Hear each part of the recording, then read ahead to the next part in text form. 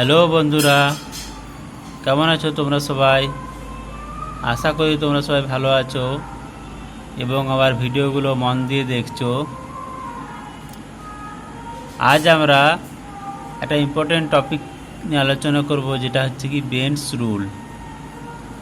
এই বেন্টস রুল সাহায্যে আমরা যে কোনো মলিকুলার কারেক্ট জিওমেট্রি সেই সম্পর্কে জানতে পারবো।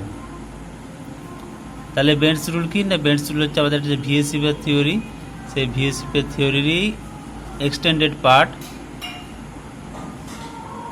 তো এখানে রুলটা কি বলছে? রুলটা বলছে যে Bent's rule state that atomic S character tends to concentrate in hybrid orbitals that are dictated towards electropositive substituent,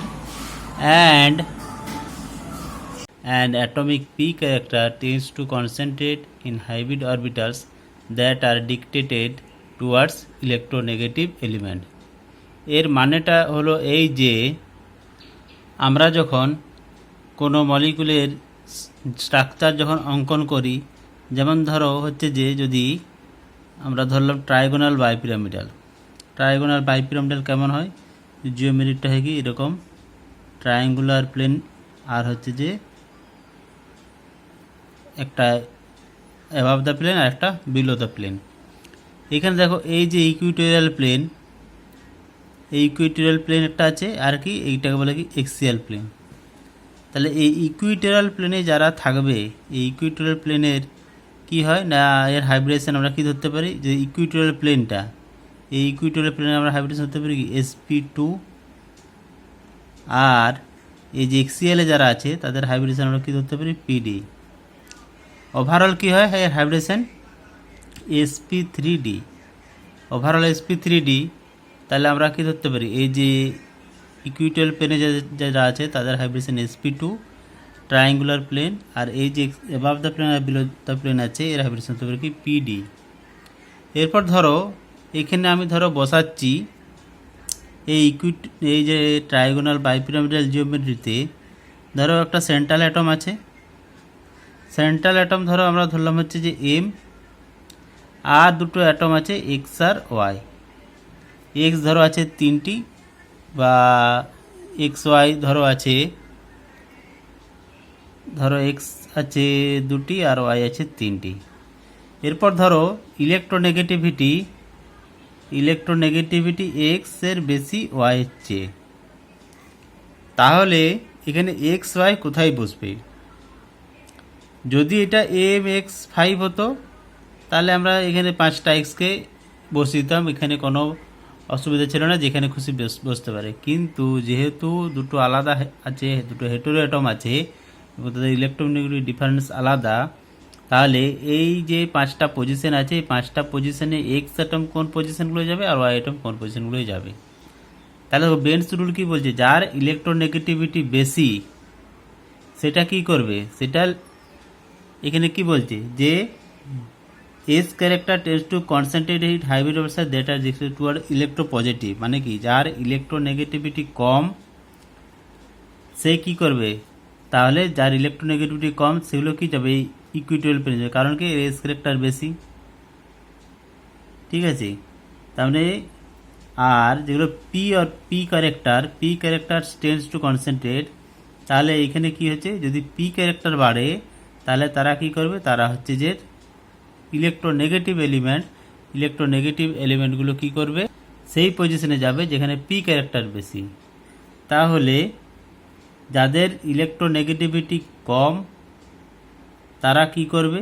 তারা হচ্ছে যে এস ক্যারেক্টার যেখানে বেশি সেখানে যাবে, আর যাদের ইলেকট্রোনেগেটিভিটি বেশি তারা কি করবে? তারা সেইখানে যাবে যেখানে পি ক্যারেক্টার বেশি।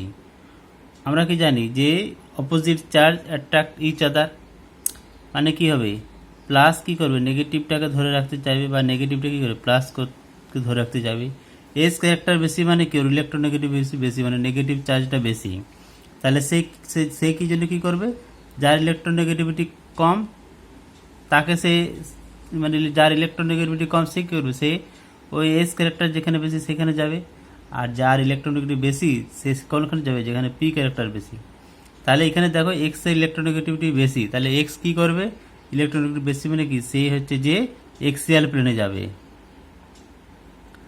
আর ওয়াই এর ইলেকট্রোনেগেটিভিটি কম, তাহলে ওয়াই ইলেকট্রোনেগেটিভ কম মানে কি সে হচ্ছে যে কোথায় যাবে, সে ইকুইটোরিয়াল প্লেনে যাবে। এই ইলেকট্রোনেগেটিভিটি কম মানে কি সে ইকুইটোরিয়াল প্লেনে যাবে যেখানে এস ক্যারেক্টার বেশি। তাহলে জিওমেট্রি হবে একই, ট্রায়াগোনাল বাই পিরামিডাল, কিন্তু এই পজিশনগুলো কি হচ্ছে, পজিশনগুলো দেখো হচ্ছে আলাদা, অর্থাৎ এক্স যাচ্ছে দেখো এক্সিয়াল প্লেনে আর ওয়াই যাচ্ছে কি ইকুইটোরিয়াল প্লেনে। এটাই হচ্ছে বেন্টস রুল।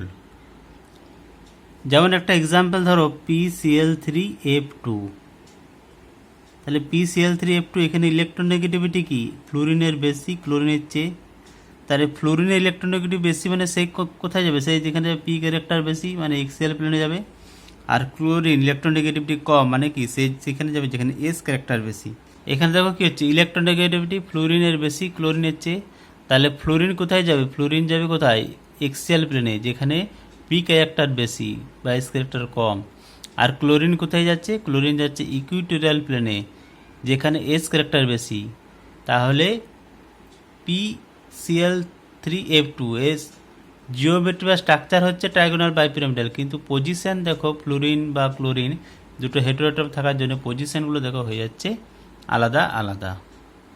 এখানে একটা ভালো একটা কোশ্চেন আছে, যে কোশ্চেন হচ্ছে কি, যে মিথাইল রেডিকেল হচ্ছে কি বলেছে, যে why methyl radical CH3 dot has planer structure while CF3 dot has pyramidal structure. তাহলে এটা কেন হয়, দুটোই তো হচ্ছে যে ধরো ফ্রি রেডিকেল CH3 ডট আর CF3 ডট, কিন্তু CH3 ডট বলছে প্লেনার স্ট্রাকচার আর CF3 ডট হচ্ছে পিরামিডাল। এটা কেন হয়, তাহলে দেখো CH3 ডট আর CF3 ডট। এখানে দেখো ইলেকট্রোনেগেটিভিটি কি হচ্ছে, ইলেকট্রোনেগেটিভিটি দেখো ফ্লোরিনের হচ্ছে বেশি হাইড্রোজেনের চেয়ে। তাহলে ফ্লোরিন কোন পজিশনে যাবে না, যেদিকে হচ্ছে কি এস ক্যারেক্টার কম। তাহলে ফ্লোরিন কোন দিকে যাবে, যেখানে এস ক্যারেক্টার কম, আর হাইড্রোজেন কোন দিকে যাবে, যেখানে এস ক্যারেক্টার বেশি। তাহলে দেখো যদি আমরা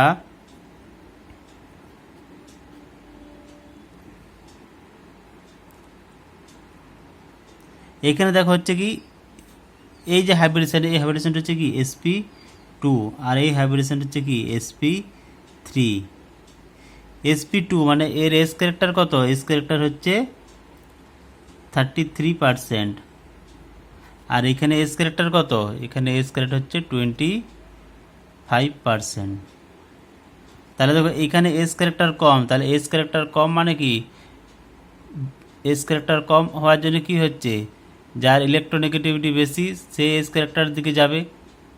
তাহলে এইখানে দেখো কি হচ্ছে, ফ্লোরিন ইলেকট্রোনেগেটিভিটি বেশি, তাহলে সেই কী করবে, সেই যেখানে এস ক্যারেক্টার কম সেইখানে যাবে।